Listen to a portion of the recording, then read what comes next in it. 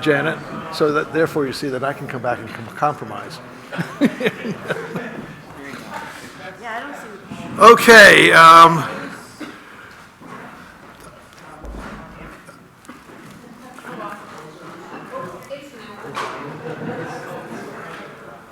So Sam, welcome to your first budget experience, and thank you for trying to bribe us with the donuts. I think it's working. Everyone's eating them. So, So we're going to begin with general government buildings. Yeah, so we'll start with page 6. Yep. You sort of see the process now? Yep, I can see the process. Thank you. Go for it. All right. Oh, incidentally, we have some questions about fire chief. Oh, sorry. That's my other hat. Yeah. I'm wearing it today. So starting with town buildings, I tried to use 3-year actuals for starting my budget process. I think those numbers are pretty good in giving us what's actually happening financially versus trying to throw a dart at a wall with a number. I think for the buildings, they are hard to target and kind of figure out what's needed, but we have a pretty good facilities person who gave me a good list of things that need to be done to a lot of the buildings so we can kind of expect for the next year what we're going to be doing, along with Bucher still needs some additional work to some plumbing and flooring stuff, which I'm not sure will be wrapped up in this budget. So all those stayed relatively the same with some increases here and there. The major one would be the Elkins Dam. The dam, as Kim said, requires a breach analysis. Wright Pierce provided us with a rough quote of around $20,000, so that's what I had put in there. Plus a little more to do some we need to reestablish vegetation around the dam outlet and such. Just that's what DES has recommended to us, and we're continually monitoring the dam. We did do a new actuator on it this year, so I think if this is approved, we do the breach analysis, we fix some of the vegetation. I think the Elkins Dam will be in great shape for many years to come. That is the majority of buildings. Obviously, there's the fuels and electricity and all that, and Lynn can touch on that if we need to. I can share if you need to. So yeah, Lynn, if you would, if one of you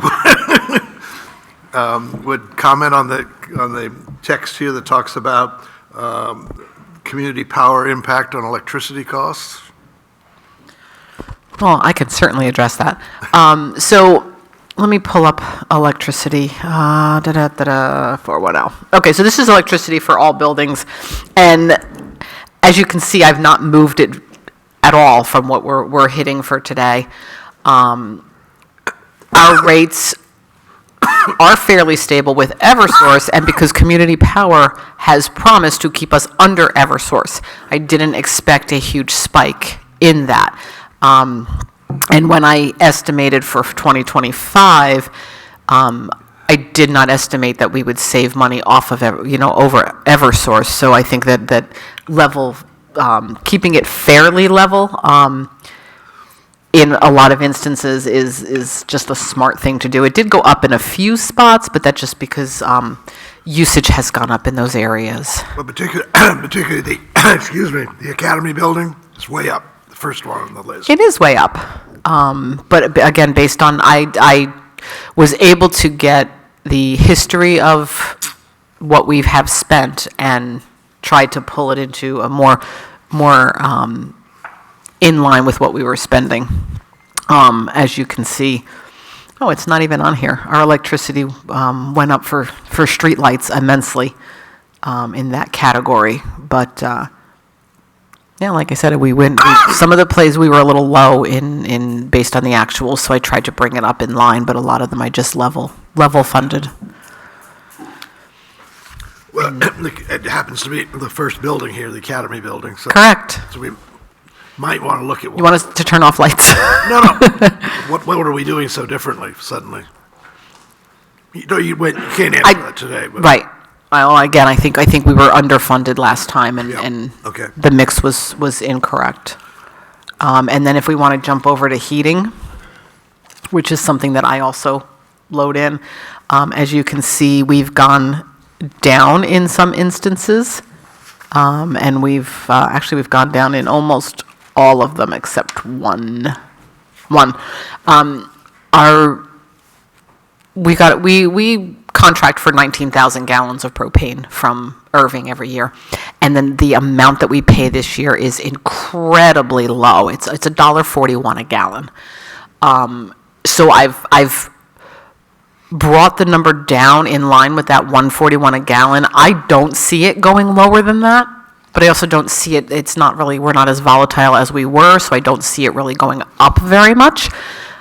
If I could predict it, I would be rich, but it's very hard. So that's why they've come down a bit based on that lock-in. I actually brought it down to the lock-in number that I got for this current year, which was 154 a gallon. And again, the 141 shocks me. I can't believe that that's what we got. Irving. And I tried to see if employees could get the great rate, and no, you can get a 10% discount off current rates, but they don't offer that to out to employees or residents or anything. And it's just really that we commit to so many gallons. Other comments, Janet, about buildings? BB? Okay, why don't we, nothing more there. Next piece is cemetery, I believe, Sam. Yep. Continuing on page 8 for the people following in the audience. All right, so for cemeteries last year, the selectmen had chose to zero that out. I think Bob had proposed a budget, and they zeroed it and used the general cemetery maintenance account to do the budget. Not knowing if that was going to happen again, I made a budget for that I proposed. It includes a new lawnmower for the cemetery. We basically replace that one when it hits 400 to 500 hours, which tends to be every 2 to 3 years. And then also the crypt on the property of Old Main Street Cemetery is in need of repair. It's starting to, be compromised, and I think it's of historic value and it's worth repairing. We've gotten a couple quotes for it, ranging from $3,500 to $5,000 to fix it, so that's in there as well. And then some continued maintenance of the fence along Old Main Street. So we'll kind of try to repaint and wash it in sections, so we don't have to end up with a big hit to the budget all at once to paint the entire thing. So that's kind of our plan there.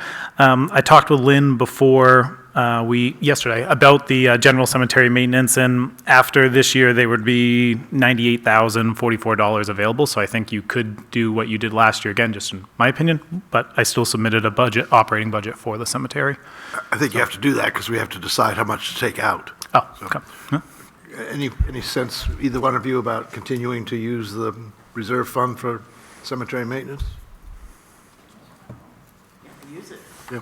So I think, Lynn, it sounds like you can rearrange things and get that in the right place. I can, and last year, you guys, you chose to put all of those 3 line items in and use it from there, and it was $22,600, I believe. And I know we just started the year, but we're not even approaching that yet. So I think it's a good thing. If with 98,000 left after we use 22.6, it's definitely a way to go to utilize that capital reserve. Okay, so you can. I will do that. That may be the one decision we make today. Huh? Yep. Okay. Okay, Sam. Continuing on to the highway department, huh? Yep, highway admin. Highway. Yep. All right, so there we'll see a decrease. I think part of that's mostly due to my pay. Good savings there. And then we did change a few things. We added a lease line, which is for our copier, just to kind of clean up our budgeting a little bit. It was always falling under office supplies before, so Lynn added that for me, which has helped. Uniforms and safety equipment is probably the biggest change to all of my budgets, including transfer, sewer, and highway. We've increased it, but also added uniforms and safety to all departments. What was happening before is highway was covering the uniform, safety equipment, cleaning, and all that out of it, instead of having the transfer station and the sewer pay their own. So this was just to kind of, again, clean up how we were doing it. And there is an increase just because we were lacking, in my opinion, in the safety department. And, we're big safety advocates and getting everyone hard hats and the proper PPE and all that. So under highway admin, those are probably the major changes. So.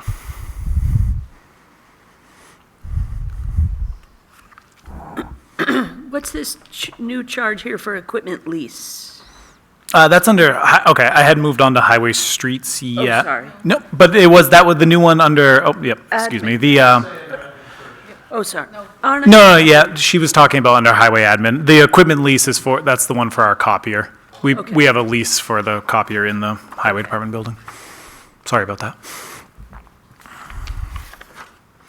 And that would be all of highway admin.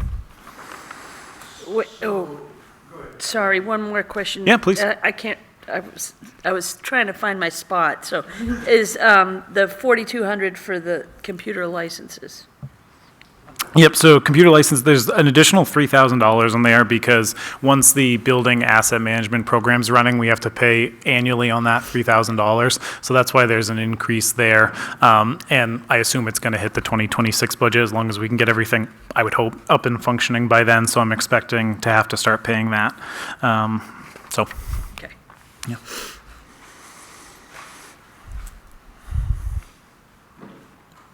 That's all I got.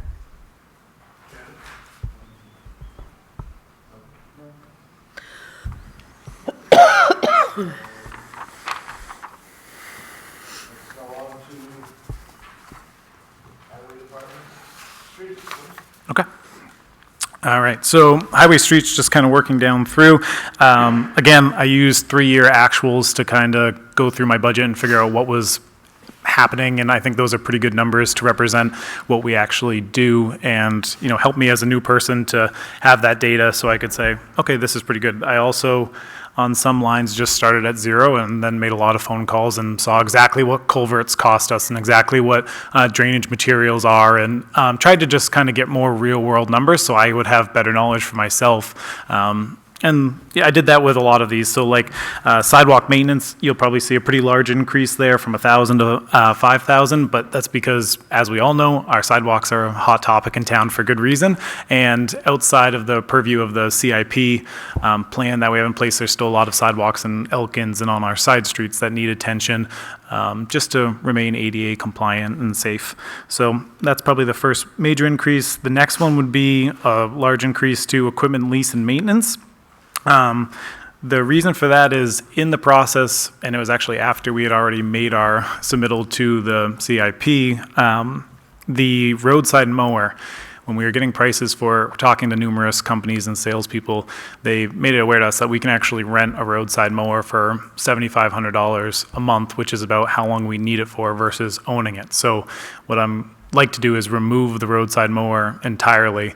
If that was to work, what we would do is not fund the roadside mower replacement, take the flail mower off, which is about $150,000 all in all, and just year over year rent a piece of equipment so we don't have to maintain it, we don't have to store it, and you know, all we have to do is, you know, pay the rental a month and then put fuel in it. So I think that would be much better than owning a piece of equipment that, you know, takes up a lot of space and costs us a lot in maintenance. So that's why you see the increase there, so that would be to cover that.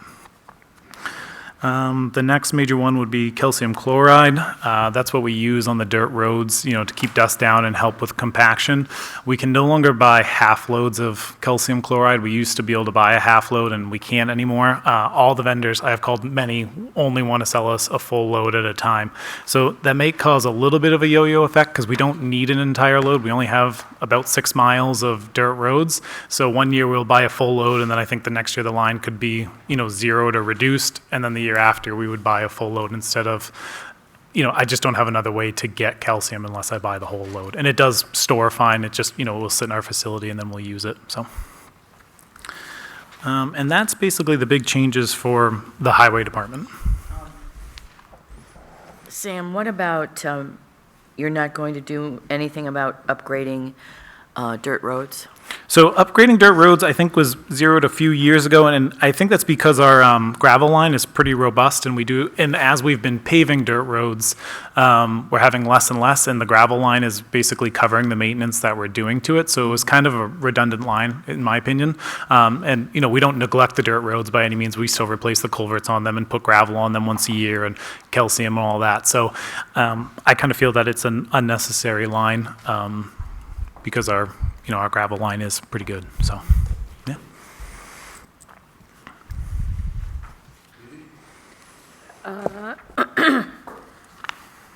think I'm good.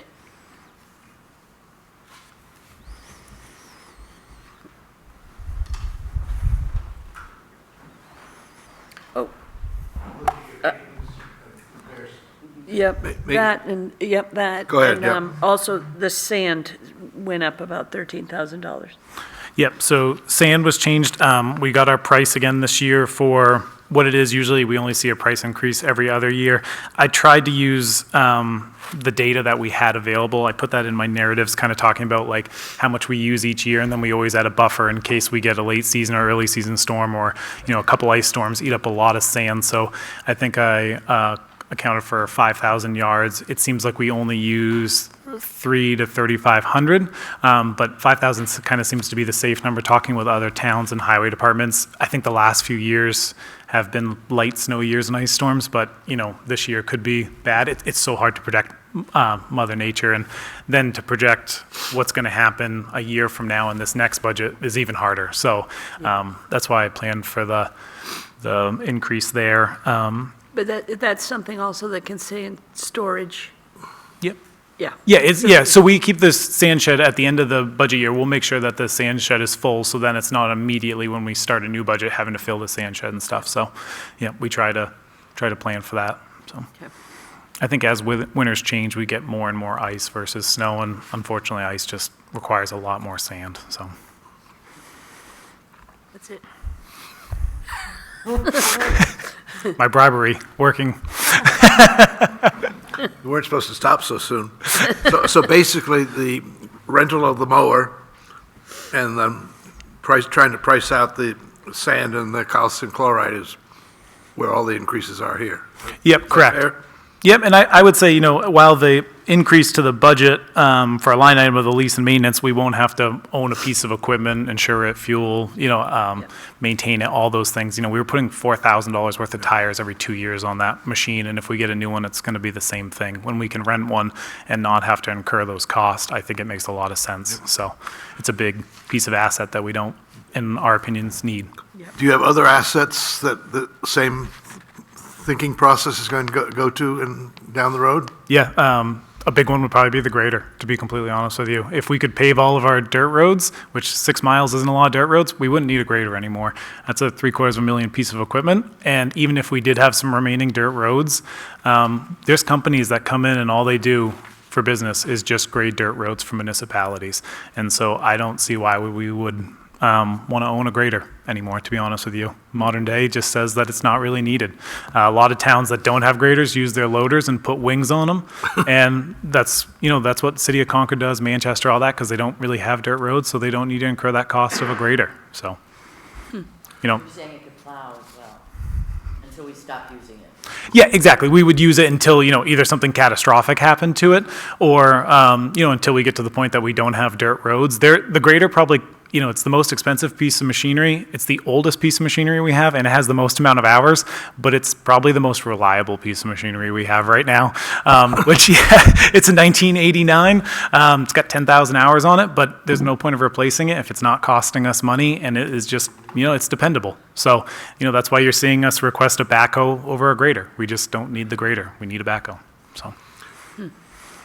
And it's not going to show up, I think, till we get to the Capitol this afternoon, but you're not planning to pave any gravel roads, though, in the next year. Yeah, correct. I decided to kind of take a step back and look at the dirt roads in a bigger picture. Being new, I think that's good because I can kind of look at them in a different light and see what they actually need, where the priorities are, and what we can do to better them before we pave them. So maybe they would cost us less money to pave, and just trying to figure out a better priority list to get them paved. I'm So. not aware of any pressure that we're getting at this point, are you? Either one of you? You want to do Old Main Street? You're never going to pave Old Main Street. Is that you saying I'm never paving it, or? Okay, so if, my reading is that it's the sand and the calcium chloride and the switch to leasing renting a mower. Yep, Does that make sense? yep, Again, the wages are the wages, right? yep. And Kim said you were going to address the issue of staffing. Yep, yeah, when we get to sewer specifically, I'll talk a Sewer, little bit, right. yep, I'll talk a little bit about that and how that pulls from highway. but- Just in the sewer area? Yep, Okay. correct. Okay, let's move on then to street lighting. I'm going to give it back to Lynn for the Back street to Lynn for lighting. street lighting, right?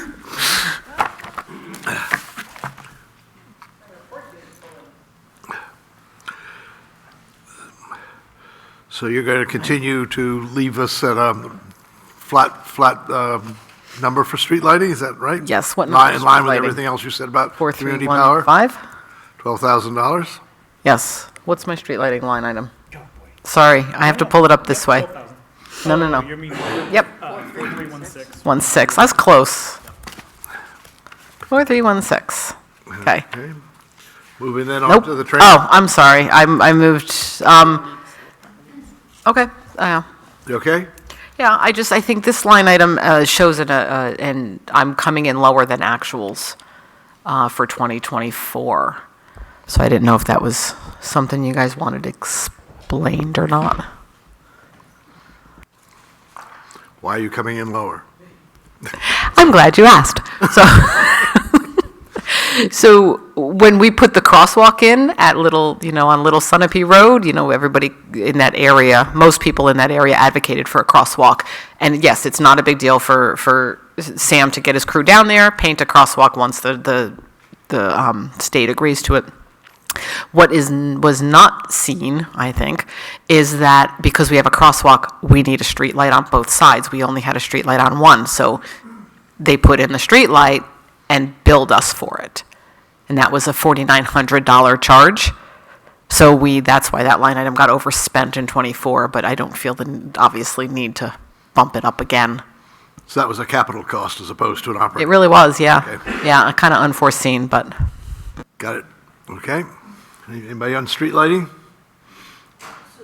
So it's not going to be $12,000? No, she's saying the it will be 16,000. 12, but it was 16. We spent 16 in fiscal year '24. Okay, It's going So I down, didn't but need to going bump down. it up higher. I got it. That was an outlier. We didn't Get have it. to buy the light.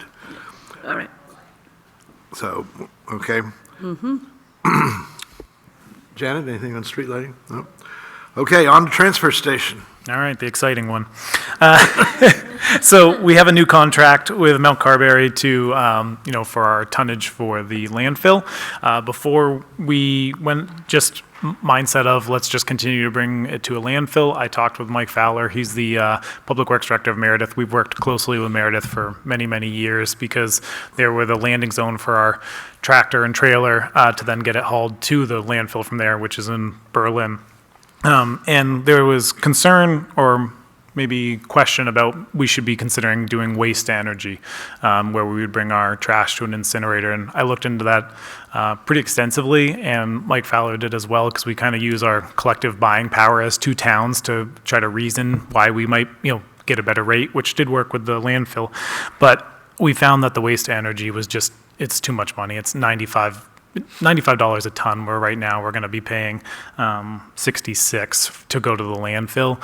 And the problem is you can sit and wait at the incinerator for 4 to 6 hours to dump your trash. And so we'd be paying an employee all day to sit there, plus pay such an increase in the tonnage fee that I just don't think it would be worth it. So we went back to Mount Carberry and we worked with them to say, hey, they went up initially $10. We got them down to $8. We feel pretty good about that. So the increase from $58 a ton to $66, I think is manageable. And I think it's probably the most appropriate way to go. So it doesn't mean at the end of the 2-year contract, we won't look into waste energy again, but we did look into it just to see if it was worth it financially and, environmentally. And I do understand that landfilling isn't as good as environmentally, burning it, waste energy, because incinerators have changed so much over the years, but the impact to the cost just isn't worth it right now. So the next thing would be the trash hauling fee. That's increased as well. The number that I put in there is kind of a high number, but I had to put something because what we found is Hiltz right now is doing our trash hauling. And they've said that at the end of June, so right when our new budget starts, they're not sure if they're going to continue to be able to haul our trash from their location, where we hauled to in Meredith, to the landfill. They're not sure because they're having employment issues. So we may have to find a different contractor. Meredith is also looking at buying a tractor to haul trash to the landfill themselves. With that, they said that they would love, if they end up going that way, they'd love to take on New London as well, and it would probably be at a reduced rate from Hiltz because they would just need to cover their operating cost, and it would give them a reason to fully employ an employee, whereas right now they have a part-time guy that they're struggling with as well. So I think there is options there, but I put a higher number just in case we have to go with another company that isn't Hiltz necessarily, and just tried to plan for the future. Next increase would be the maintenance and repair. Looking at the actuals there, it looks like we're, compared to our budget, we're always missing the mark. So I think an increase is good. We had a large number in 2023, which then after you saw a decrease. But we have a lot of old equipment at the transfer station. It's good equipment. We are always checking in, maintaining it, but it just costs a little bit more than we were budgeting. So I kind of put a more realistic number in there, which coincides with the average of the actuals. So, and then you'll see at the bottom, the last one would be the uniforms and safety equipment, which is the new line. And that number includes the laundry service for transfer, which I think is $210 a week, if I remember correctly. So that's, 3 employees getting their uniforms washed, and then that also pays for them to have their uniforms repairs and replacements and such. So, Okay. And that's transfer. Phoebe? Janet? Okay, the waste to energy issue, as you know, has been a big discussion topic with the Waste Reduction Committee, and I think they've come to understand this also in their discussions with Bob preceding you. So I think, hopefully that's been put to rest for a while anyway. Yeah, Sounds great until you see the cost. Yeah, exactly. I agree, because I initially went into it thinking I think it'd be really great to do waste energy. I think environmentally it's a great decision to do, but financially it's not good. And then that doesn't even talk about if the incinerator has a breakdown, we have to then haul to Massachusetts instead, and sometimes there's just literally nowhere to put the trash, whereas a landfill it's safe. Well, I don't know, some people might like the reverse hauling into Massachusetts for once, but Yeah, that's true. but I think that issue, everybody may not be aware, but has been talked to death, I think, by the Waste Reduction Committee also, so. Yep, and we did a lot of, kind of hand in hand with them, we did a lot of research into it to try to make sure that we are covering all the bases and making sure we're doing it responsibly, so. Field trips and everything else. Yep, exactly. Okay. Okay, if there's nothing else there, then we'll move on to sewer. I think we just got to hit solid waste. Oh, sorry, I Nope. missed solid waste. Okay, there you go. Speaking of that committee. Go ahead. All right, so solid waste is my biggest percent increase, but that's because in fiscal year '26, we will host a hazardous waste take back day. Those are extremely difficult to predict what we're going to get because we basically pay per gallon of what we're getting rid of. So we try to put a higher number on it and hope to come in under it, but somebody finds a 55-gallon barrel of oil or something they need to get rid of, we have to pay for it. We always have a fee there because we do it as a tri-town with other areas, and so we're always paying a little bit because our New London residents can go to those other towns to get rid of their waste any other year, but when we host it, you tend to see a large increase in how much people are bringing. This line also covers the waste renewal hauling fee, which is to get rid of our compost, and that went up because we went from 4 barrels to 6 barrels of compost to collect. But I think, as much as the compost it doesn't make us any money. If anything, it costs us a little money. Environmentally, I think it's a great thing because you're getting basically composting out of the landfill, which is huge. I think year to date, they've done, this year alone, I think 23 tons. 23 tons. That's compost. And for us, that's one trip. $66 per ton. Yeah. that's your savings, right? Yeah, and that's 23 tons is basically our average load to the landfill. So, up to this point, they basically took an entire load out of the landfill, which is huge, I think. Yeah.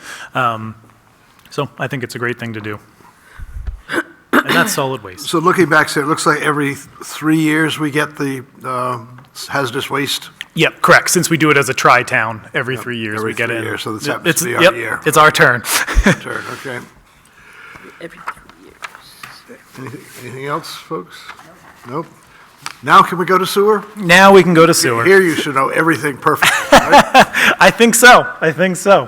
Now, wait a minute, I got to find the right pages here. All right, yeah. Where are we going?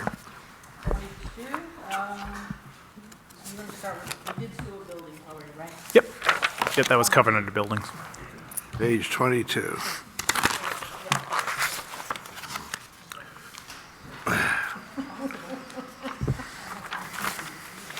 Okay.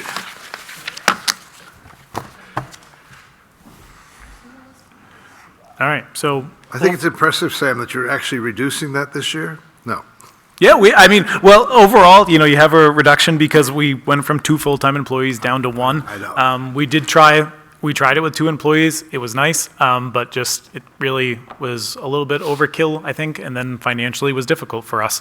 So we went to 1. That does not mean that Chris, does things alone or anything like that. He always has help from highway when he needs it, or one of the transfer station workers if we can spare them, because Chris's job is inherently the most dangerous because it's confined space entry, all those things, and we don't want one of our employees working alone. So the blunt to that is he's not working alone. We'll always make sure that someone's available from highway or public works in general to go assist him. But overall, there is a reduction basically everywhere in sewer, and that's because we only have 1 employee there now, so we're probably not going to be as aggressive in our operating budget because we don't have to fund 2 people doing work all the time and just, now we just have 1 person.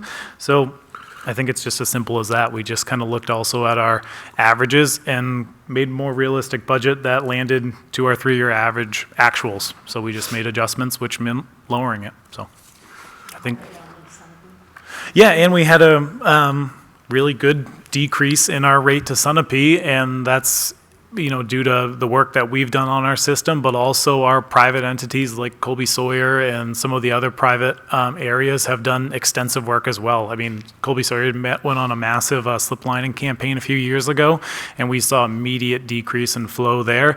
And now we're at, 54? Yeah, 54%. And I think when I first started working for the town, we were close to 70. So pretty crazy, and I mean, we take a lot of pride in that, so it's pretty neat to see those numbers when we go to our town line meter building, and every day the numbers are down, so, yeah. And Kim, you were trying to explain to me a couple of days ago the timing of this. This is one of those things that's going to benefit us in the positive way over the next year. So the rate that Sam just talked about, and I think it's 53 point something, but say 54%, though that new rate, we'll only actually, in this budget, use it for 2 months, July, August. We reset the rate in September. So what we did for this budget, because we're a fiscal year and Sunapee is a calendar year, we kind of have to guess. So we were conservative and guessed 6 months at this current rate of 54-ish, and then we said the other 6 months at 60%. So if our flow goes up, or if Sunapee goes down with their flows, which would increase our percentage based on between the 2 of them, we'll have enough money. But it still resulted in a reduction in this budget of $20,000 going to Sunapee. So I think it's awesome. I mean, as Sam said, I never thought we would have ever seen under, 60 in the 60% range. Never mind the 50, so it's We'll awesome. see 40s at some point. 40s, okay, Sam said 40s, you guys heard it right I said here. it, there you go, it's in the minutes. It's in the minutes, it's on video, so, Yeah. but I can't say enough about how important it is for the sewer users. We are going to be increasing sewer rates, probably for this building. We haven't increased it in at least 5 years, so we are going to have to increase it. But the increase will not be as high as otherwise it might have been if we had stayed at the 60+% or into 70, so it's awesome that they were able to do it.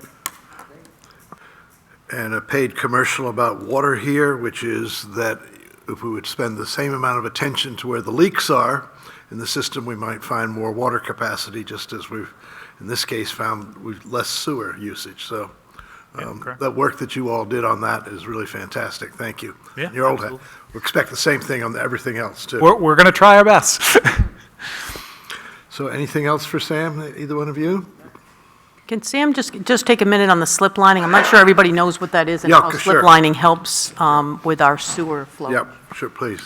Go ahead. Absolutely. So, when we first install a sewer pipe, it's as tight as can be and no water gets into it from the outside, right? These pipes are anywhere from 4 feet in the ground up to, New London has some pipes that are 40 feet in the ground, which is just totally unheard of. When we first install them, they're great. They're watertight. Over time, frost gets under them in the shallower ones, roots get into them, things like that. They start to crack, separate their joints, and they start leaking water. So up until recently, the only way to fix that was to dig the pipe up, dig your road up, all your utilities essentially, and replace the pipe with new. And it cost hundreds of thousands of dollars to do small sections. So they've now done what they call slip lining. They call it cured in place pipe. And basically, the way it was described to me by a salesperson was that it's like the clown at the fair blowing up his balloons to make animals out of. The way they blow up the balloon and you see it long stretch out, that's exactly what cured in place pipe is. They do that inside the sewer pipe. It's basically a balloon. It's steam cured. Once it's cured, they cut the ends off, they reconnect the pipe, and you have a brand new pipe that's expected to last 100 years with, it's a quarter of the cost, no impact. We did 600 feet on Squires Lane this year in a day and a half. So, and we immediately see improvements in our first rainstorm, so.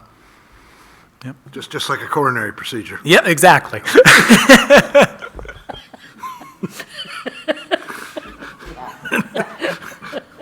Anybody needs a heart job done, heart valve job, Sam's your man. Okay, thank you. Next up is recreation, Putnam.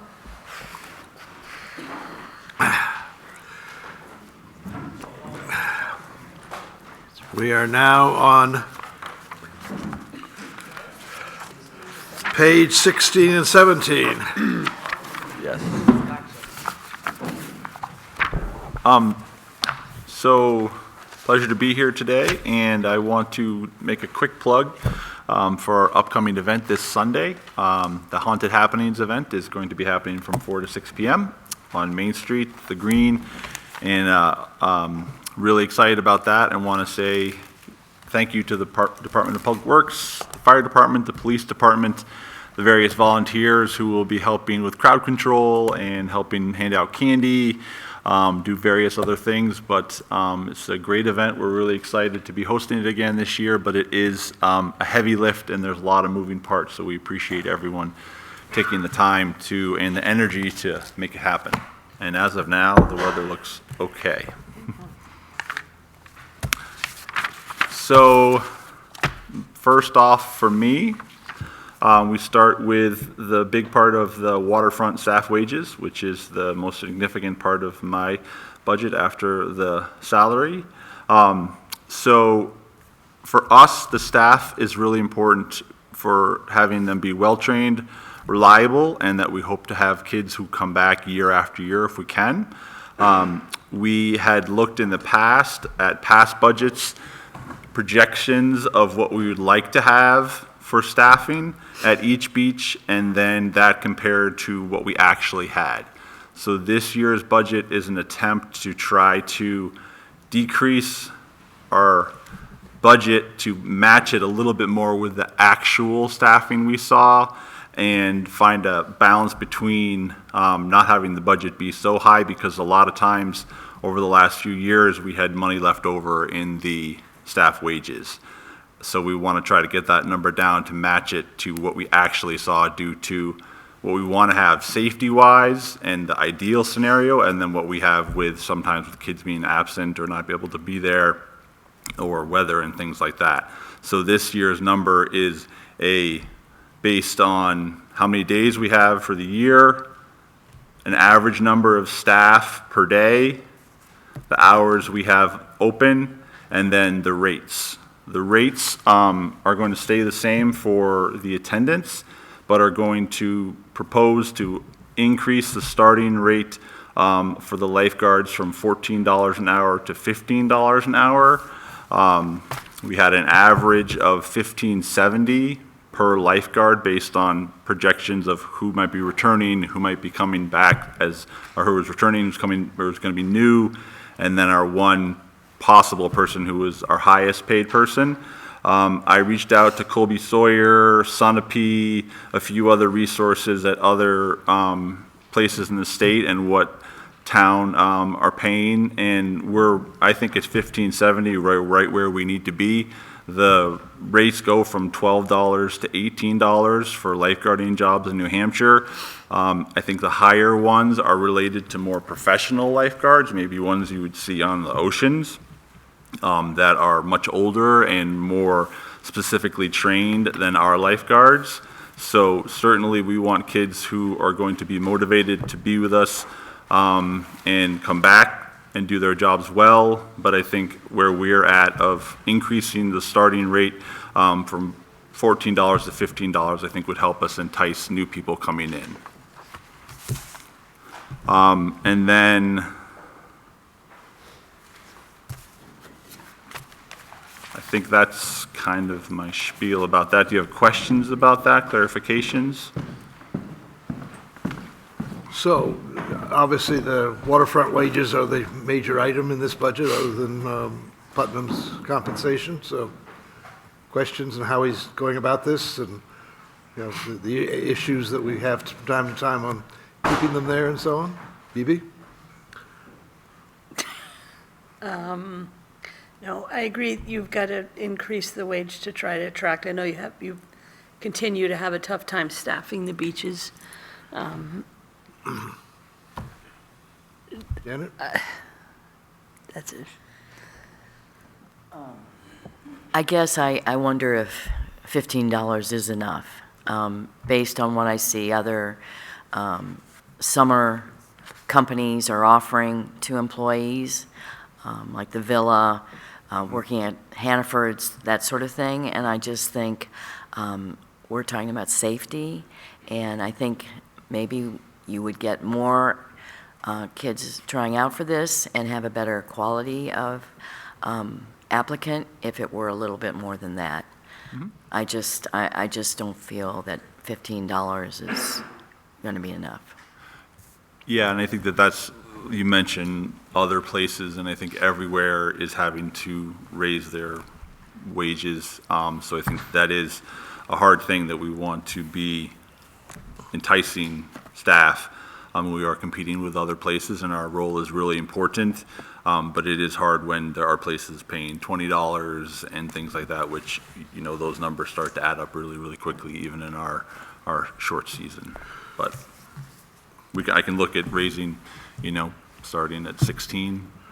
We can have those numbers as well. Well, I think what Janet is raising is not, you've done comparable lifeguard wages, and she's talking about if the alternative is to bag groceries or go work at TLV or do other local jobs, maybe wait staff and so on. So what if I'm an 18-year-old, what can I get paid into London to work?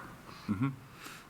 As opposed to yes, maybe we could hire somebody in some of the other towns for less, you're saying, but their wages and their comparable jobs may be less also. Mm-hmm. This is a very local thing, so mm-hmm. I think a little bit more information about what Hannaford's and what TLV and what Tucker's and other places are paying would be worthwhile.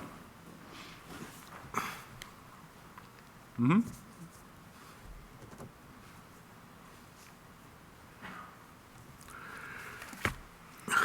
Anything else on recreation? Any other pieces we want to discuss? So you have in here the cost for police and fire coverage for this weekend, right? Mm-hmm. Yep. Is that consistent? That's under special events. 12,500. Yeah. Yep. Chiefs, is that consistent with your way you've budgeted to? That he's got that cost now? Yes. Okay.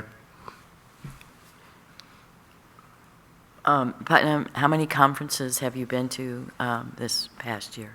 I haven't been to any yet. I do some online things, so I would like to be able to go to some more.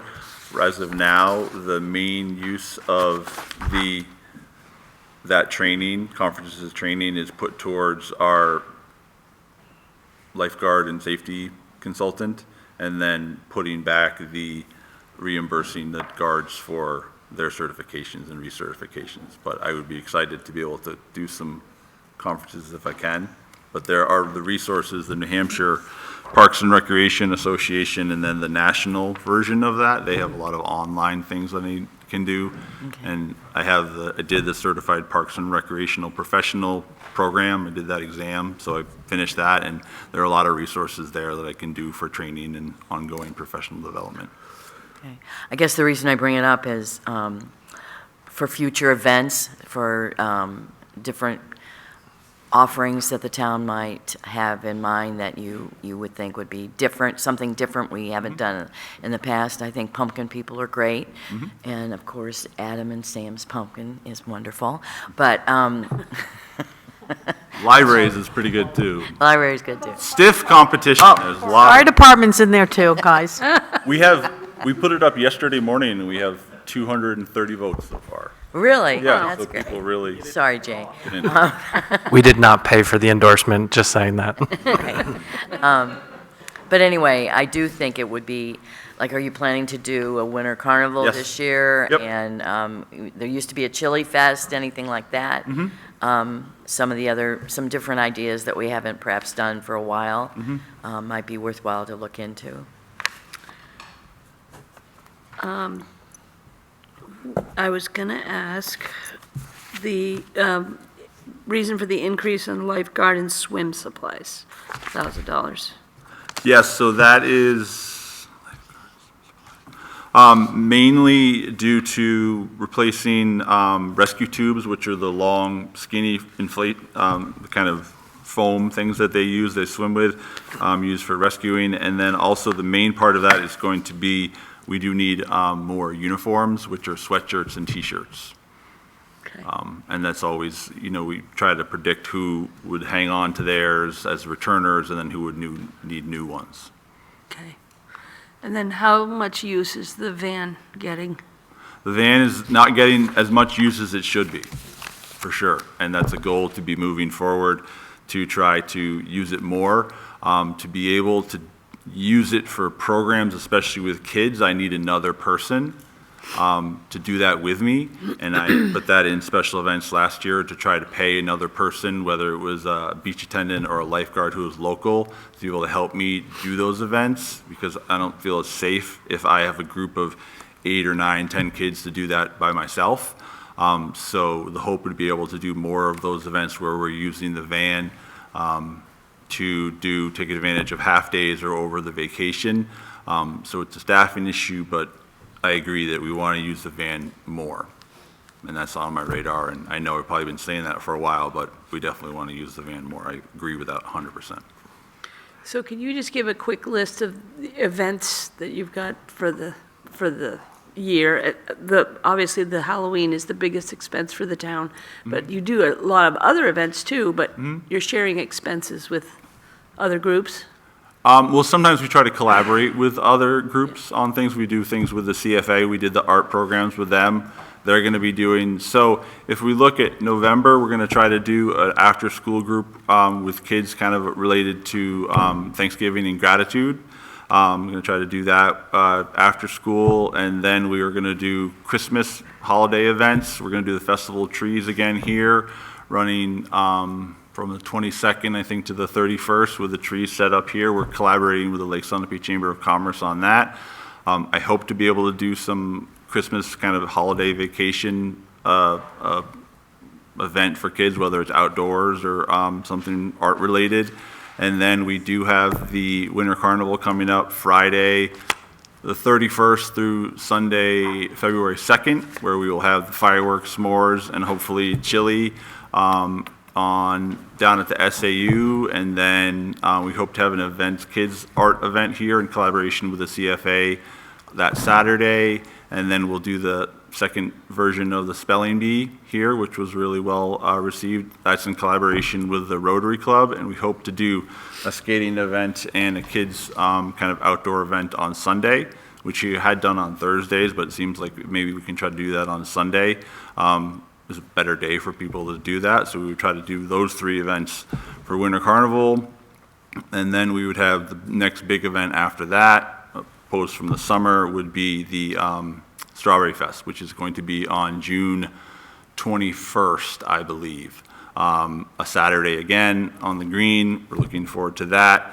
But then hoping to try to be able to do some more events related to kids over the February break and the April break. I've contacted someone about adult dance classes. The person we had before who was instructing those has taken extended travel, so he's no longer available. So I'm contacting a new person. Have contacted a person about art for kids. I'm working with that person to try to see if she can help out, lead those courses, and then also reconnecting with a person about offering kids dance classes in the spring. Cool. So agree, I know that we want to try to have more offerings and more variety of offerings. So definitely trying to work on a lot of different things. Cool. The last question, I just noticed a decrease in the ice rink line. That's for, we don't have the need to do a liner. So we'll be purchasing a liner, which is basically the plastic sheeting underneath. So we'll be purchasing a new one. The one we had needed to be replaced this year, so we don't need to hopefully replace that next year. That's not a yearly expense unless something bad happens and someone cuts it, but hopefully when people stay off the ice, we don't have that.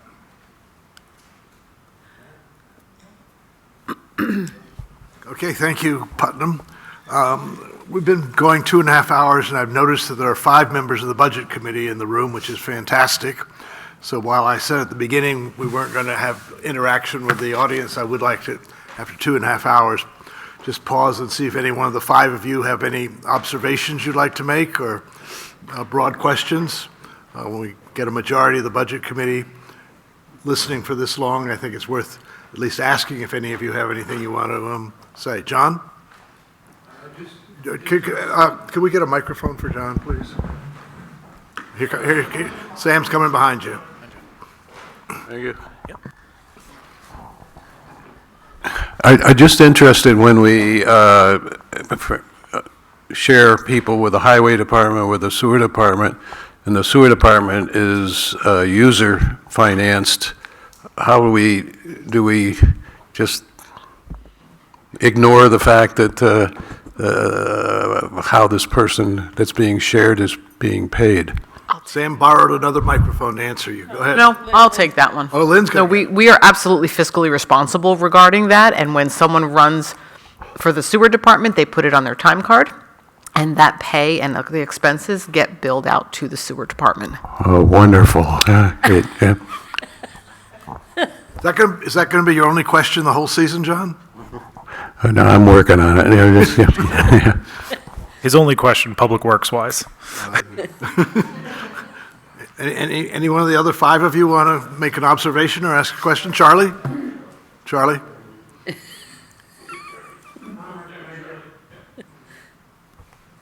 Comment to support a strategic planning process. I think, Bill, your comments regarding the fire department magnify the need for a strategic financial plan for the town.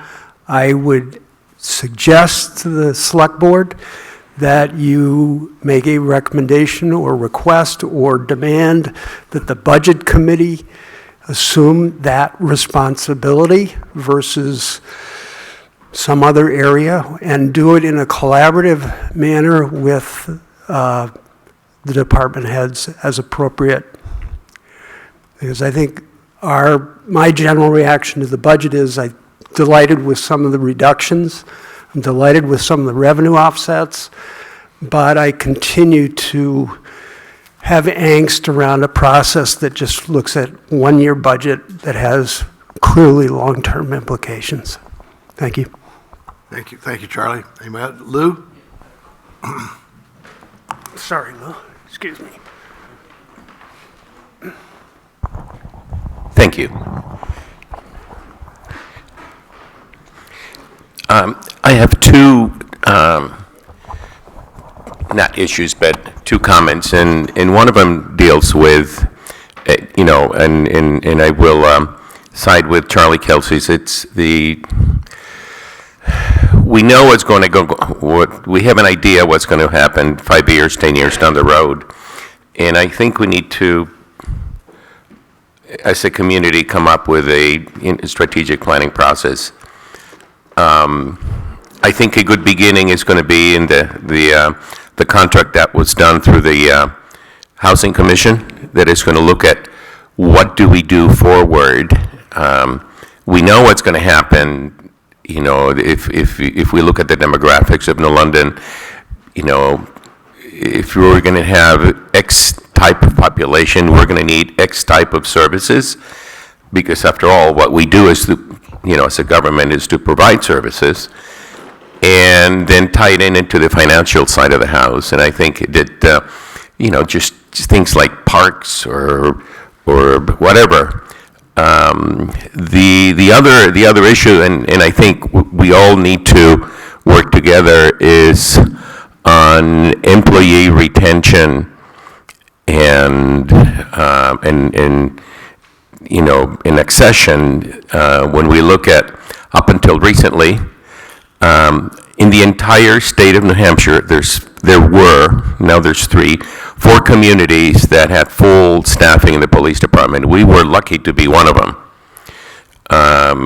And people are looking at work-life balance. People are looking at environmental factors in their workplace as major factors in either looking for employment or continuing their employment in a particular location. And I think we need to be sensitive to that. I'm not saying you're not, but I think I'm just bringing it to the forum that we all need to be sensitive of those issues. And even things like the construction of a new facility in the future, because that is going to impact. Talking to the county sheriff the other day, and it's really amazing that there are, for example, for police recruitment, there are police departments, there are towns that are offering bonuses of up to $20,000-$25,000 a year for the recruitment of a police officer. That, considering that the training, acquisition, equipment of a police officer, and we already saw that in the case of a firefighter, it is immeasurably important for us to retain the quality force that we have. And anything that we can do as a community with your leadership, I think we need to do. Thank you. Thank you. John Wilson again?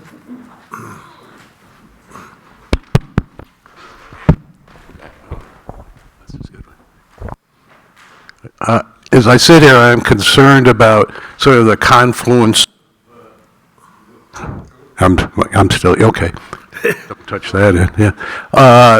The confluence of major financial concerns. Of course, we have the police station. Now we have the future of fire department, the water situation and how it relates to low-cost housing, workforce housing, and Twin Pines, the redoing of Bucher. This is a lot of money all of a sudden, and may we still have to consider the future of dispatch. I don't know. I'm emotionally attached to dispatch, but it's a huge number. We got a lot of large numbers presented to us all of a sudden here. And I'm just concerned about how we attack those in a proper priority. This sounds overwhelming to me right at the moment. So, Thank you, John. Karen or John, either one of you, newcomers? Don't have to. Karen? Oh, sure. I guess what I'd say is what I'm hearing today, I'd basically I think what Charlie brought up in terms of longer-term strategic planning is important, and really sensitive to what John just mentioned, that coming together of all these really significant needs and the dollars associated with them, and the need to prioritize and have that in mind as decisions are made as they come up. So really playing it all out, playing it as far forward as possible to set those priorities straight. So just in support of basically what I'm hearing from Charlie and John. Thank you. Thank you, Karen. John T., anything?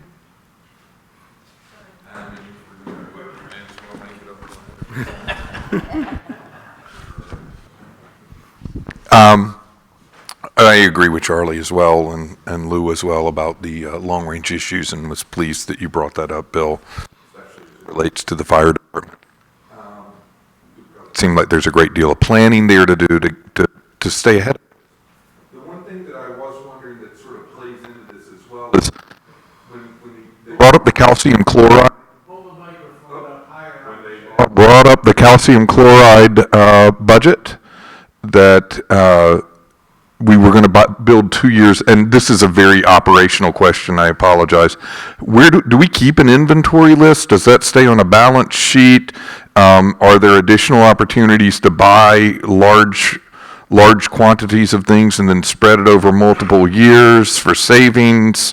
I had all of these sort of like mundane accounting questions and ways to potentially operate, and I was wondering what the answer to that was, and it's more of a finance question. Lynn's right. More of a finance question than a calcium chloride question. Lynn's right next to you. I think Sam wants to jump in on this. No, I don't have to. I was just saying. Yeah, I don't know that I have to look at the audit so I could pull out some line items for you of what we do and don't keep on the balance sheet. I don't run a balance sheet. That's not how government financing is working. But we can take a look at that if you want to. I could meet with you and go over that with you and show those numbers. And as far as inventory of actual things, that's up to each department head to make sure that they are that they have the levels that they need and at what point they're going to need more. And I do think that a lot of the departments go out to make sure that they're buying what they need. If they can coordinate with other department heads, they do. So we do work on that of trying to just get, volume discounts. Yeah. Okay, thank you. I just wanted to make that pause because we really appreciate having the five of you here listening to this this morning. So there we go. Richard, with that break, you're on. The second rookie. Your first time through the budget here.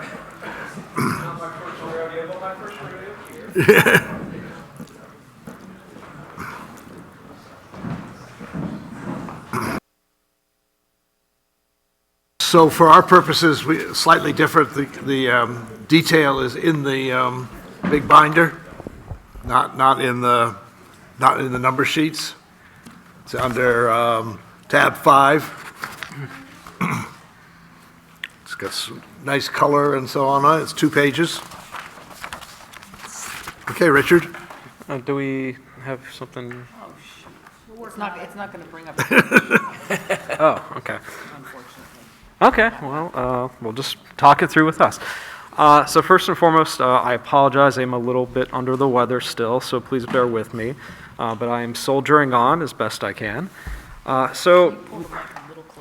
little closer? Yeah, there you go. Perfect. Okay, so going from fiscal year 25 to 26, the library is basically asking for an additional 6.6% increase in our town appropriation request. And as you look through the numbers, you're going to see that most of those kind of fall into 2 different fields. First is just increased maintenance costs, fuel, electricity, in particular our cleaning and grounds costs. That's our largest increased expenditure ask.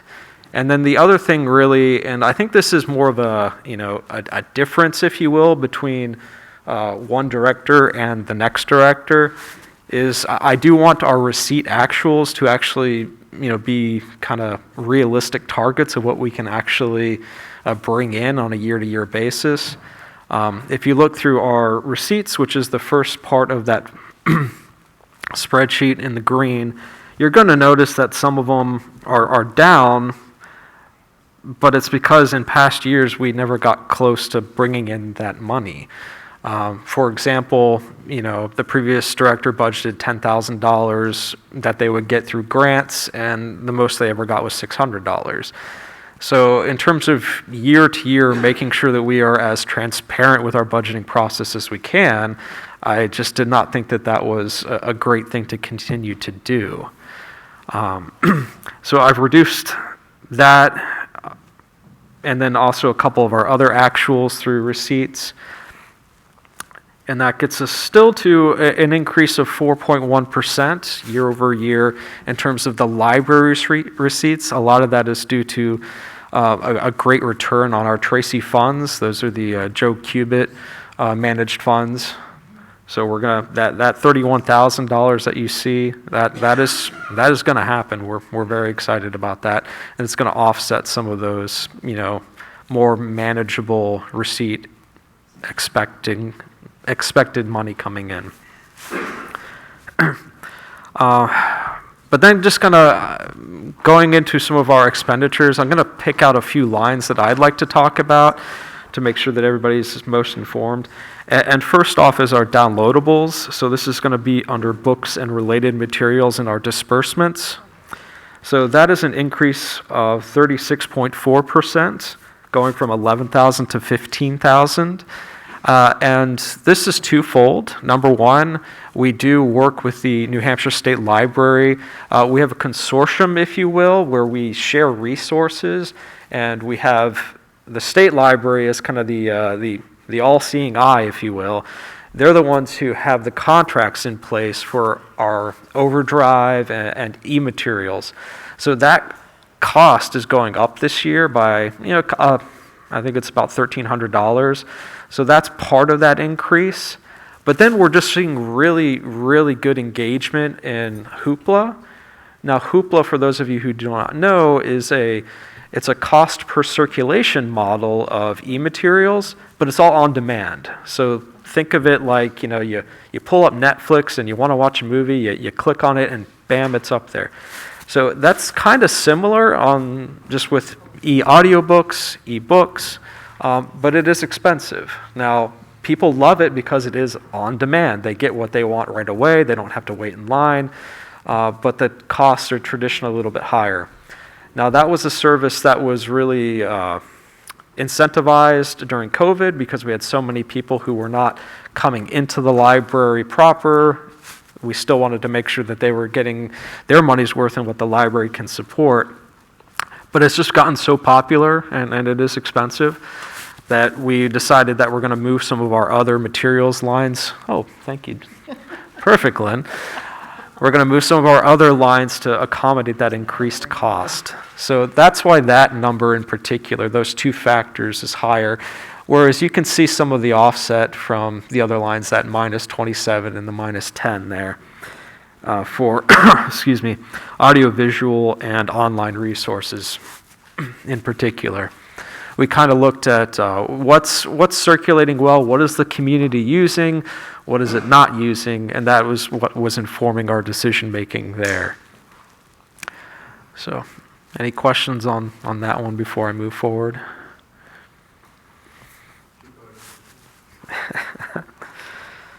Okay, so I'm going to flip over to the other side, and let's go ahead and jump into some of the maintenance lines here.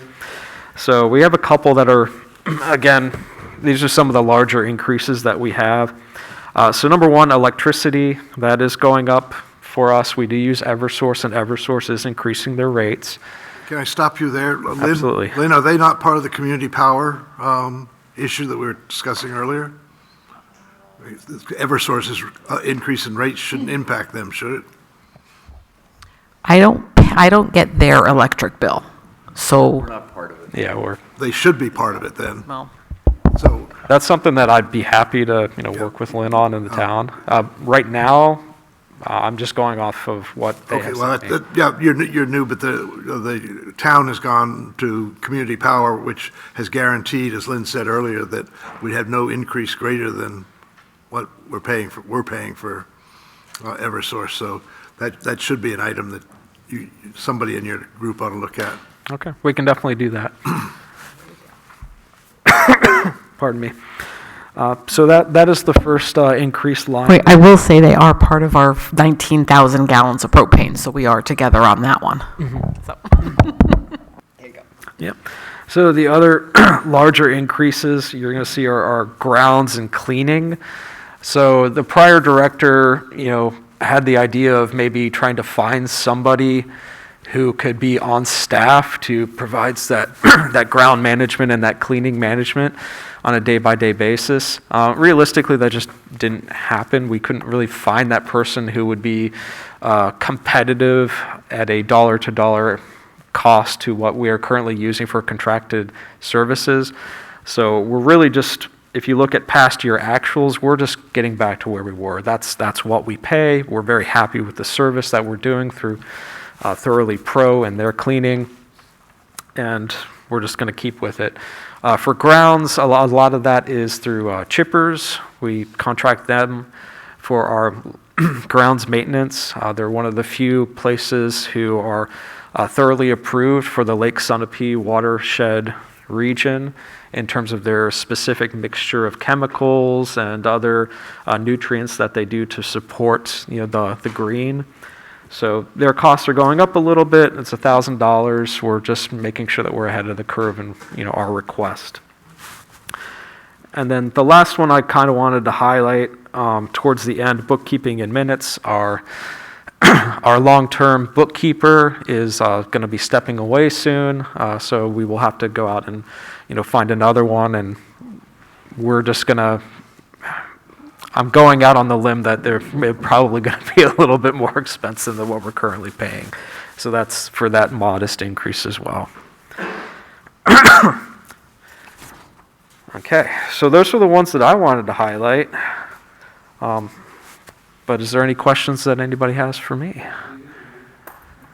BB, do you have questions for Richard? None? No? Does that say no? That's a no. Janet?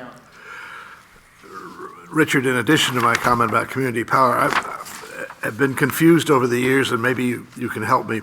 I'm back up in the revenue receipts side now.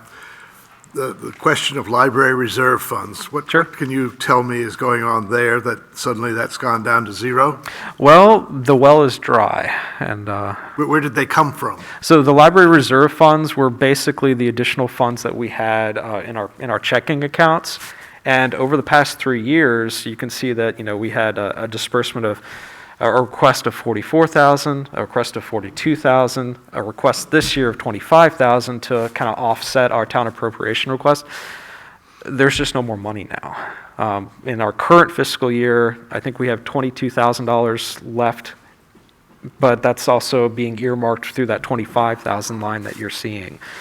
So we're simply just, there's no more funds to draw from. Tom, our treasurer here, we had a long conversation about this very topic yesterday, and how can we maybe cut a couple $10,000 as best we can to make that up, because we want to make sure that we're being good stewards of taxpayer dollars and not over leveraging the town's general fund, if you will.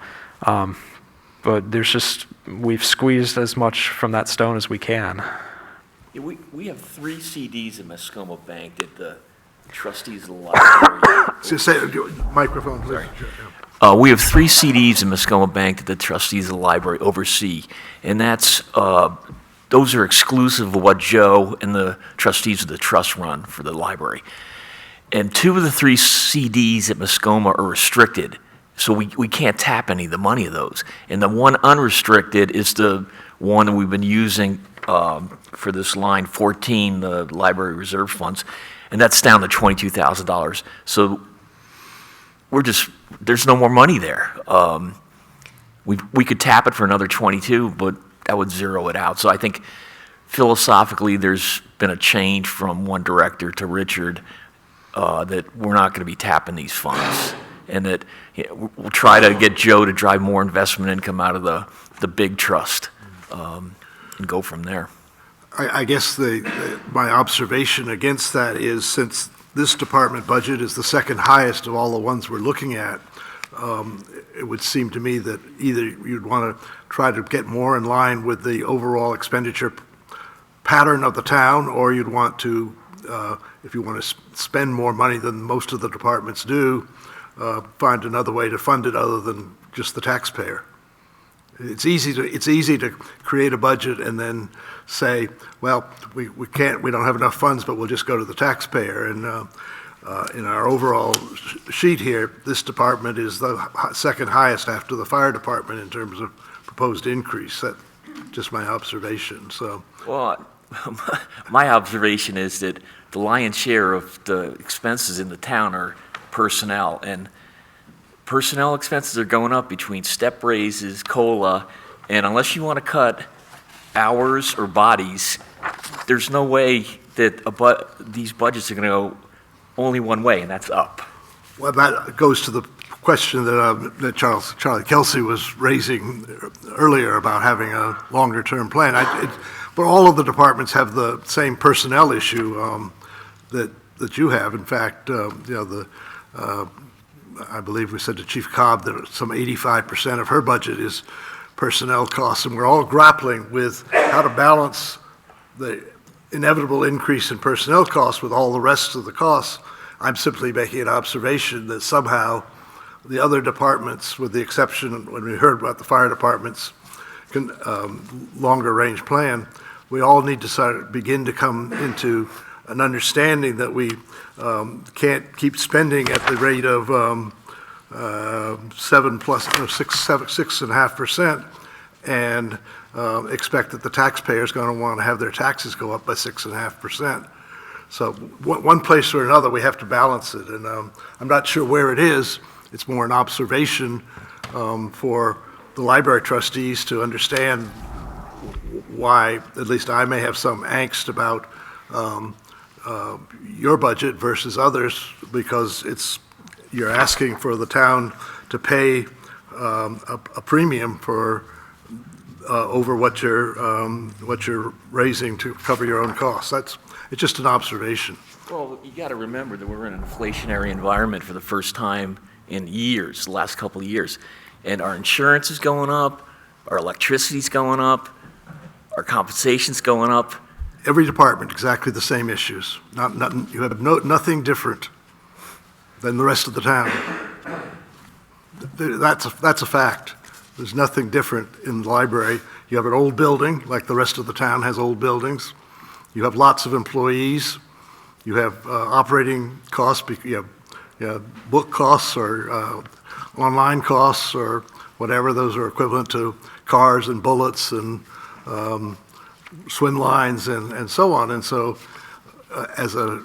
I'm trying to echo what the Budget Committee members were saying a few minutes ago, which is we need a long-range plan for the town that does something other than have costs continue to go up 6 or 7% a year.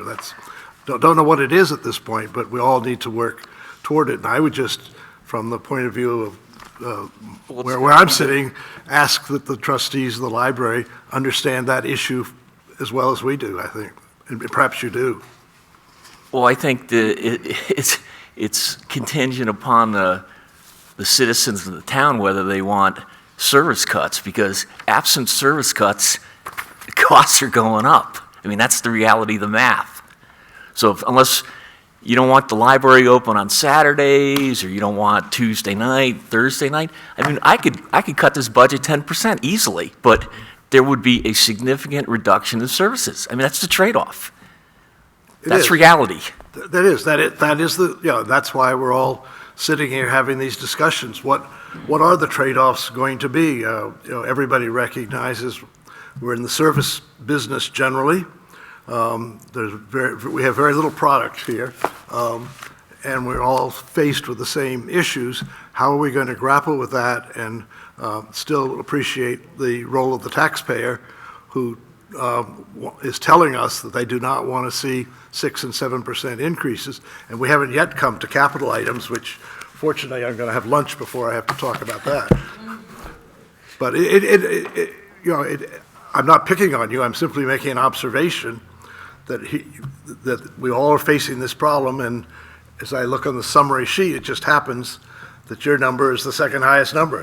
That's just an observation, period.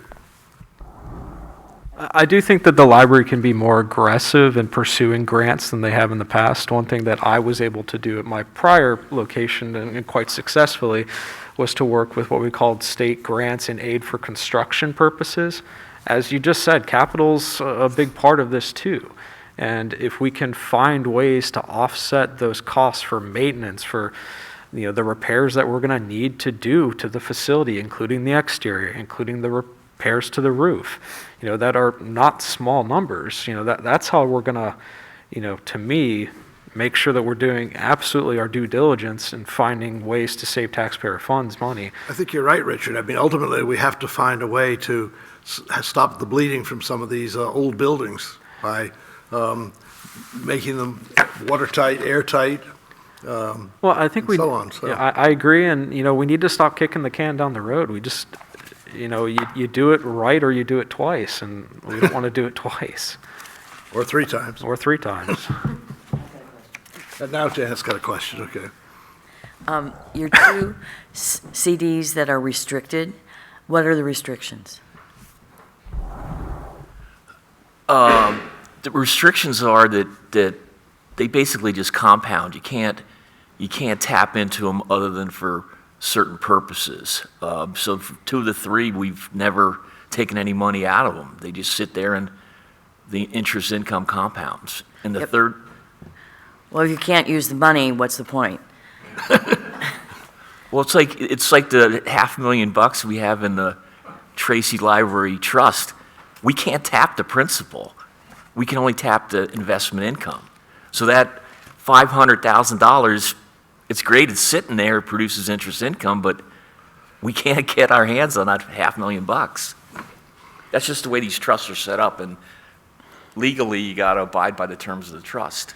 Well, I get that, but if you need the money and you have these CDs, would it be better to cash them in and put money somewhere else where you can access it? It's not a matter of where the money is, it's how the trusts are written and the restrictions embodied within the trust document. And if the trust document says you can't spend the principal, you can't spend the principal. Well, are they generating enough interest that that money is useful to you? We've overhauled the 3 CDs, and Joe overhauled the trust funds, and we're getting close to 5% on that money, which in this environment is not bad. Thank you. I mean, there is a problem with, that you're addressing, which is people, for good purpose, leave in their estates money to the library or some other purpose, but then they restrict its use. We have an entire array of trust funds that are related to the cemetery that have that issue. So, but I think, on prior years, I've tried to suggest to the trustees of the trust funds that there's at least 3 or 4 trust funds that I think we could work on liquidating, given the types of restrictions like general purposes seem to me to give us a reason to do that. So I think we should pursue that. I agree with you. Yeah. Okay, Richard, I think that's it. Thank you. Thank Hope you all. feel better soon, I hope. This thing's dragging on. No, dragging on. Well, at least you got your leg fixed. Yeah, well, it's still broken, but it's not broken enough where I can walk on. Yeah, you're walking on it again. So thank you. Appreciate your coming out this morning. Okay, so we are now moving on to patriotic purposes. Yep. Yeah, we got some small ones here, yeah. How about if we start at remaining sections 5 and 6, health? So maybe do CIP after lunch? Yeah, Does we've that make got sense? the So we all have good- conservation, housing, and the nonprofits. Yeah. Get So all that. We'll go do through all CIP that. right after lunch when Yeah, we're all oh awake. yeah, with a full stomach, right? Our lunch team is leaving now, so please come back with lunch. So I think the next one is patriotic purposes, just to keep it on our pages here, on the No, I think if we start at health organizations, if you're looking at the agenda, I think I put them in I missed order. a page. Oh, I'm sorry, wrong page, yep. Okay, so health administration, as we know, Nick Bear is our health officer. So that budget includes his stipend, and it also includes funds for testing of the lakes. We're on page 15, folks. He's done more testing, as we all know, with the cyanobacteria increases that we've had lately. So Nick Bear takes care of that. After that, we have welfare. Wait a minute, can we stop? Yep. Oh, if you have questions on Nick's, Go through sure. one at a time. So, everybody with me now? Us on page 15? Yep. Okay, health administration, great. Several line items, but no increase. Actually, a small decrease. Okay, now, sorry. Ready? Okay. Yep. Then we go into the organizations that the town helps to support. We have the VNA, CASA, COA, and New London Hospital Ambulance. Those have traditionally been in that health and welfare section. The hospital ambulance is up 3%. They generally do a set amount. The other We ones actually are- have a draft contract with them that calls for that 3%. Right, well, we don't have the contract yet. We're I working said a on it. Draft We're working on it. Draft we're working on, but everybody needs to know we are Working working that. towards Yep. that, yep. Good on that? Any questions on those four line items, all of which are flat, with the exception of the 3% for the ambulance, Right. which obviously reflects their personnel costs like all other things we're talking about here? Right. Okay, Then we go into the welfare administrator, and as I mentioned early, I'm recommending that the town move from a stipend position to a part-time employee, so we can set up set hours for the welfare director. That person can go to training, that person can keep up to date with the welfare guidelines, actually spend more time with applicants for assistance. Right now, it's basically a triage kind of thing, trying to address their basic needs in the emergency situation that it usually is, and actually offer more help as far as applying for Social Security or state assistance. That time would be there. So I think while it's an increase in the long run, it could help to decrease the vendor payments that we're experiencing. So I would recommend you go that route. so why don't we stop there, because this is a Yeah. big increase. Bibi? Can you dig a little deeper into that, what you just said, and how many hours a week is the current health officer? The welfare officer really has no set hours, so Yeah. Celeste is our welfare Yeah. officer, and she is called upon when there's an application. And it's lots of times it's an emergency, and she comes in and she deals with it. It's kind of a really, has to be done quickly, often cases. I mean, there could be somebody who's actually homeless in their car, and so it's something that she has to address pretty quickly. If we had somebody who, and whether it's Celeste or whoever decides that this is a job that interests them, to have hours like this, they could be in the office and preparing things like updating lists of where could people be sent, or where could assistance come from. Right now, Celeste has to make those decisions lots of times very quickly, and she doesn't have the time to look in various places. She does the best she can, and sometimes can really find something helpful. But having somebody in the office to be able to actually sit down with the person, spend some time with them, applying for Social Security, applying for state assistance, takes time. And often, the people that are asking for assistance don't have the wherewithal to do it. And now, there are a lot of great organizations in town, I have to add, that do a lot. CREM is one. The churches are really helpful in this regard. They all step up, and they have done a lot. So this person, if we had a part-time person, would be working closely with them as well. So do you have data on the increase of the need that has occurred in the, You can look to see how much we've spent, but in general, a lot of this is situations of housing. If we don't have a lot of resources for housing here, so we sometimes have to spend more than we otherwise might spend if we had access to housing. If somebody has no place to live, they're living in their car, we need to try and assist them to stay somewhere. And when you have a situation where there's no place to stay, the costs go up. Are we obligated to find a place for them to stay in our town? Reasonable, yes, reasonable. The town doesn't have to build housing, obviously, it's not possible, but we need to make sure that the person has a roof over their head, they have food, they have transportation if they have a job. So there are lots of pieces to an applicant who comes in. If the town can assist that person in getting to a financial state where they don't need assistance, obviously that's the best case scenario. The organizations like CREM, they bring people on places, they assist with car repairs. Those are things the town would otherwise have to do. So those organizations, extremely helpful. The welfare officer is another piece to that.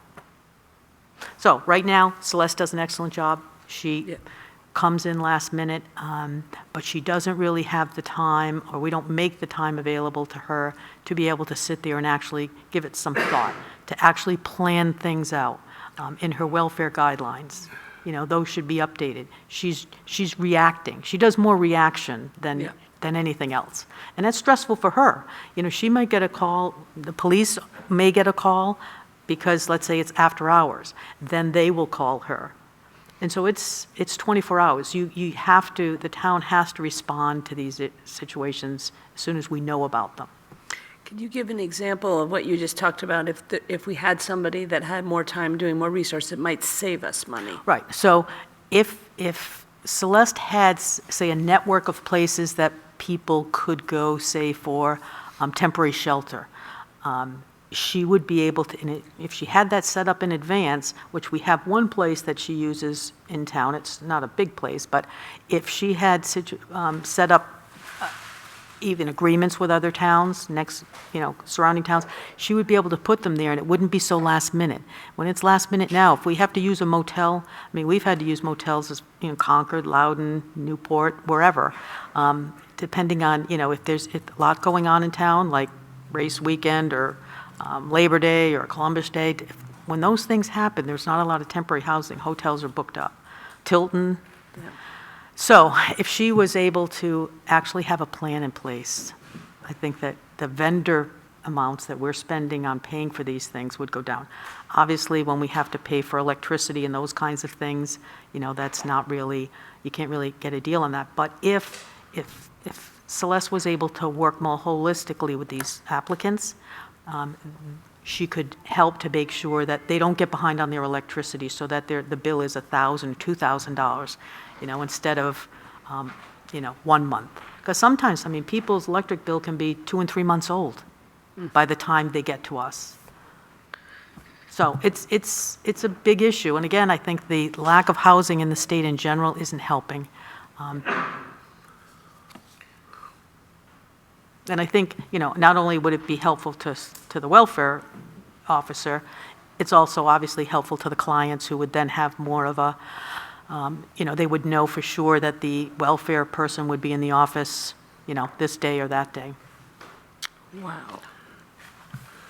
So the question that I would have here, Kim, is if we do as you suggest here with the position, would we need to have the payment budget be as high as it is, because hopefully they would do some of the things you're saying, and that we might go from 25 to 40,000 rather than 25 to 50,000? That's a possibility. It's kind of a guess at this point, right? But I'm just asking, is we're going to be looking for things where we can make some adjustments, and this... if you look at fiscal year 2024, we're at 47,000. I saw that. Right, and so that would be 2 years, and so now we're talking 2 years later. So that 47,000 in terms in 2026 could be 55,000. I'm also taking the 76,000 and multiplying it by 4, saying, well, maybe if this position is effective, maybe we'll be able to level that off at the level that we're now experiencing. I don't know. I wouldn't suggest the level, what we have for fiscal year 2025. No, leveling off at 4 times that. Okay. which would be closer to 40,000. Yep, it's possible. Again, it's a guess, It regardless is a of guess, but, regardless of the amount that we have budgeted, we'll spend whatever we have to, which explains how we of course. spend 47,000 in fiscal year 2024. Yeah, and I You know, think- for years, New London had an application, 1 or 2, 3 a year, not many. How many, can you say? Now, we have dozens. And again, it's not dozens why of I'd like to people so see much, that. it's some people come back in over and Right. over. Yeah, I'd like to see a visual of that, the trend of the number of applications that we have coming. Yep. So for the general public, this is not something we have a choice in terms of whether we service these people. We are mandated by the state to, if somebody comes to us, to do something. Yeah, New Hampshire's a So little this bit is not- different. This is not an optional expenditure. Right. New Hampshire's different from Massachusetts, Vermont, Right. Maine, in that it's the municipality, not the Yep. state. That's the first place people go. And then sometimes it can take months. Social Security, well, it can take more than a year. That lots of times there's an appeal. Somebody applies for Social Security Disability Insurance, SSDI, they get denied. They go, and so all these months when somebody is trying to access those services, that's when the town of New London has to step up and make sure that these people have the basic necessities. This So it's offsets the good things that happen in Code Red, right? They help us there and pay for it here. But, this is a reality, and I think we're guessing, but, I guess I'd rather guess slightly more conservative, more generously than, or I don't know whether it's conservative or generous in this case, but when we come back to what we're going to make some decisions, this is one that we ought to come back to, I think. Janet, do you have anything more you want to say? It's disappointing that this is, again, something the state of New Hampshire will not address and pushes it down to the cities and towns. And it's Yep. incredible that they do this all the time. Okay, I don't think there's much more to say on that. So now we're moving on to page 17, Yep, patriotic purposes, patriotic purposes. recommending level funding Same there. old, yep. Conservation and Energy, those are those boards, Conservation Yep. Commission, Energy Committee. Okay, and again, the request is lower for conservation than has been in the past. Okay, Energy Committee, I think you heard from Peter last night. I think he just briefly touched upon. that's housing last night. I'm sorry, housing, yep. This is energy. Again, they're basically spending about a few $100s that they ask for each year, so it doesn't, mostly for recording and And I think they minutes had and their, that sort of thing. they had their event at the Historical Society, the Energy Committee that was their main expense. Yep. The electric vehicle event, yep. Right, wildly successful from what I heard. Yep. Cars driving away. Yep. Okay. I'm sorry, anything for energy or conservation from either one of you? Okay, you got more conservation, I guess, Kim, if you're keeping going. Yep, care of trees, that's Dave Carey is our tree warden. So he do a lot of tree trimming to make sure our trees are healthy and nice looking. Milfoil is actually our Lake Protective Associations, Yep. 4 Lake Protective Associations. And Garden Club, everybody knows, hopefully. Well, now, let me stop there. They've actually only asked for 1,500, and this got increased last year by a floor request. But again, I'm questioning why we're putting more money in the budget than Didn't they the request organization 2,500? asks for. They asked for 25, I think. I thought it was, well, what page am I going to?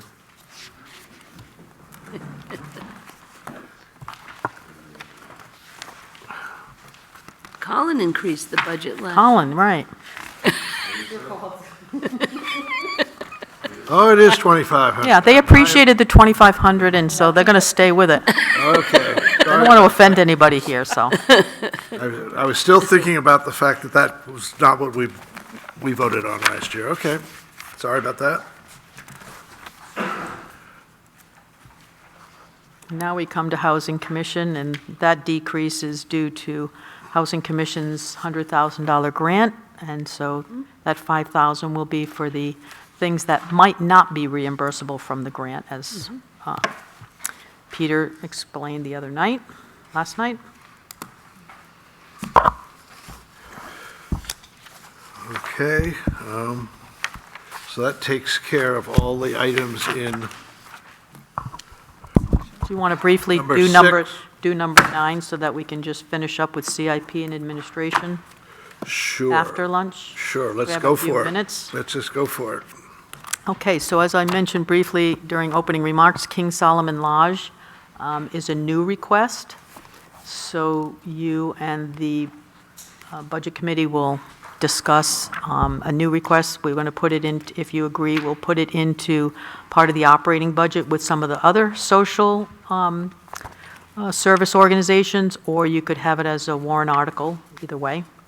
And again, the Lodge is looking for financial assistance from the town because they are no longer tax exempt. So they are now paying property taxes, and that the burden of paying the property taxes has rendered them in precarious financial situations. So they're looking for the town to help, and in return, they will continue to allow the use of their parking lot for people who want to put their boats in at Pleasant Lake, or even, I suppose, just people, if the public parking lot at Pleasant Lake is filled, people could park over there and walk over. I believe they also do some community meals, which brings the people in the community together, and so that's a benefit to the town as well. Kim, I can't find where are the Yeah, where pages? is Section, which one are we looking for? The King King Solomon? Solomon's. That should be in section 6. 6. Where it says nonprofits, social service organizations, Okay, which is after protective associations. Yeah. See the green? yeah. And there's a bunch here. Hold on. 3 pages in, Lynn says. There it is, the There, I third got it. page I in. found it, thank you. Am I on it? Third page Okay. in.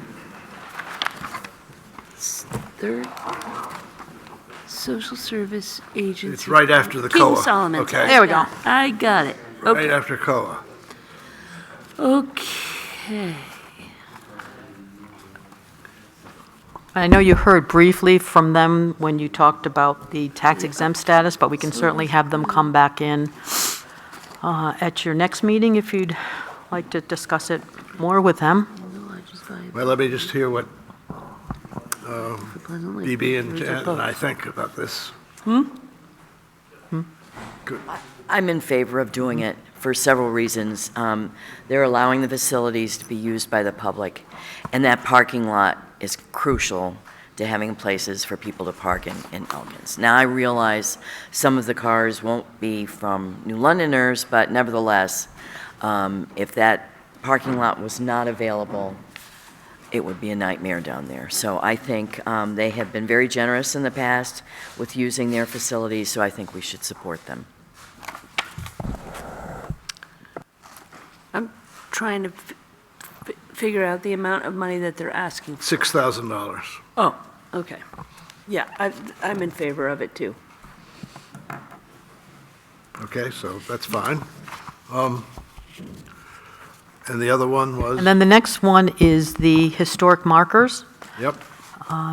That'll be a question of, would you like it on a, I think you discussed having a warrant article for it? Yes, there's nothing here for that, right? Right. Yeah. So what I will do is, with their help, prepare a warrant article. article, And yeah. I'm guessing that you guys have agreed, you selectmen have agreed to put it on the warrant, and you're not going to force a petition?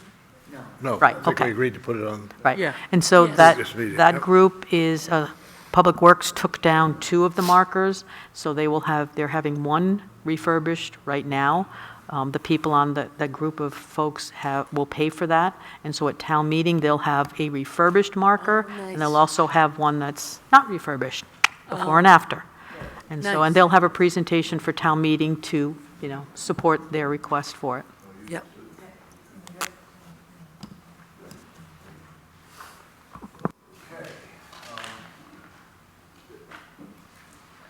So that, I see two big brown bags there, does that mean we're ready to dine? So what we're going to do now is take a break until about maybe 12:20, take a half an hour to dine, and then we will jump into CIP, capital transfers, reserves, and administration.